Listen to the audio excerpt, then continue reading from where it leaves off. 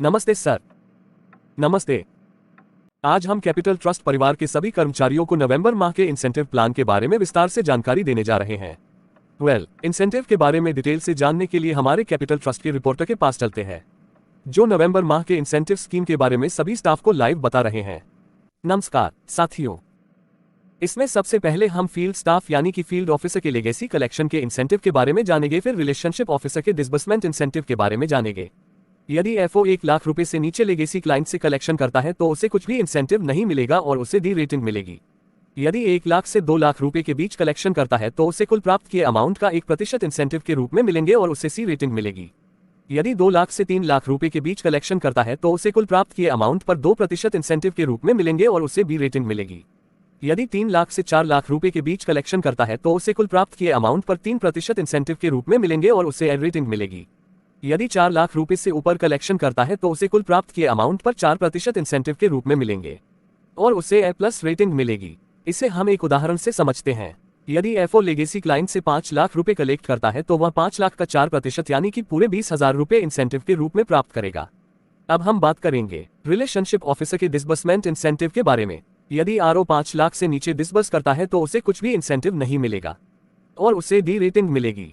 यदि 5 लाख से 10 लाख के बीच डिसबर्स करता है तो उसे डिसबर्स अमाउंट का 0.15% इंसेंटिव के रूप में मिलेंगे और उसे सी रेटिंग मिलेगी।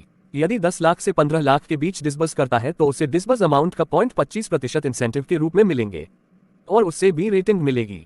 यदि 15 लाख से 20 लाख के बीच डिसबर्स करता है तो उसे डिसबर्स अमाउंट का 0.35% इंसेंटिव के रूप में मिलेंगे और उसे ए रेटिंग मिलेगी। यदि 20 लाख से ऊपर डिसबर्स करता है तो उसे डिसबर्स अमाउंट का 0.40% इंसेंटिव के रूप में मिलेंगे और उसे ए प्लस रेटिंग मिलेगी। इसे हम एक उदाहरण से समझते हैं।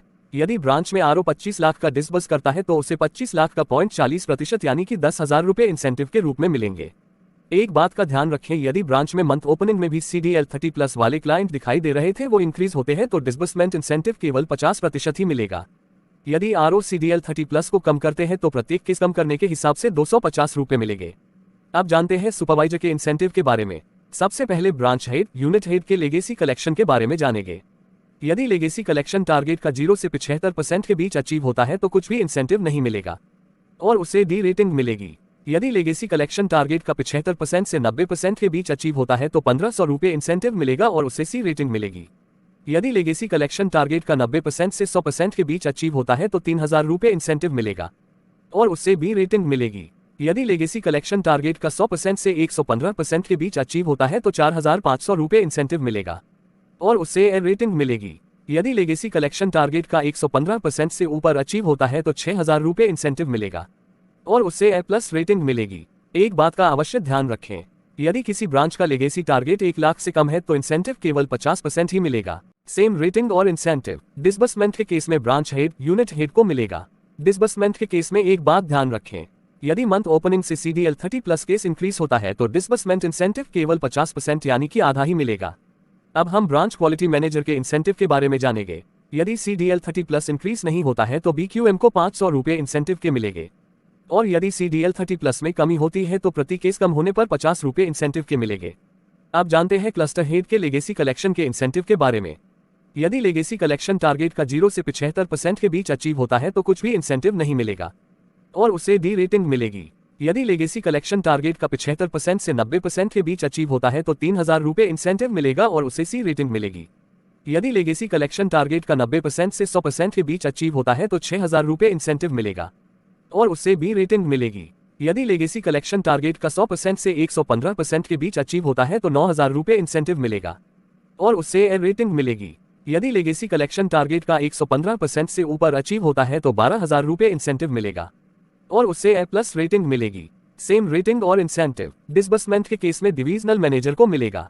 डिसबर्समेंट के केस में एक बात ध्यान रखें, यदि मंथ ओपनिंग से CDL 30+ केस इंक्रीज होता है तो डिसबर्समेंट इंसेंटिव केवल 50% यानी कि आधा ही मिलेगा। अब हम बात करेंगे पेनल्टी इंसेंटिव और चेक बाउंस कलेक्शन इंसेंटिव की। केस को फोरक्लोज करने पर यदि कोई पेनल्टी राशि एकत्र की जाती है यानी कि क्लाइंट से जो फोरक्लोज अमाउंट लिया जा रहा है वह ड्यू अमाउंट से भी अधिक है तो 20% इंसेंटिव दिया जाएगा। जैसे यदि किसी क्लाइंट का फोरक्लोज अमाउंट 2 लाख रुपए है और उसका ड्यू अमाउंट 1 लाख रुपए है और उस क्लाइंट से 1,20,000 रुपए कलेक्ट किए जाते हैं तो जो 20,000 रुपए यानी कि ड्यू अमाउंट से ज्यादा जो राशि कलेक्ट की गई है इसका 20% इंसेंटिव के रूप में दिया जाएगा। इसका मतलब 20,000 रुपए का 20% यानी कि 4,000 रुपए पेनल्टी इंसेंटिव के रूप में दिए जाएंगे।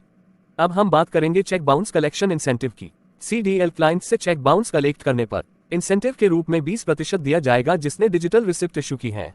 अंत में एक बात बताना चाहूंगा कि सभी टारगेट सेल्स ऐप में अपलोड कर दिए गए हैं। अपने इंसेंटिव एप्लीकेबिलिटी रोजाना आप लीडर बोर्ड में देख सकते हैं। फाइनल पे आउट का निर्णय मैनेजमेंट के पास सुरक्षित है। धन्यवाद। अरे वाह सर, नवंबर माह की इंसेंटिव स्कीम तो सच में लाजवाब है। इस इंडस्ट्री में वाकई में कैपिटल ट्रस्ट की इस इंसेंटिव स्कीम का कोई मुकाबला नहीं।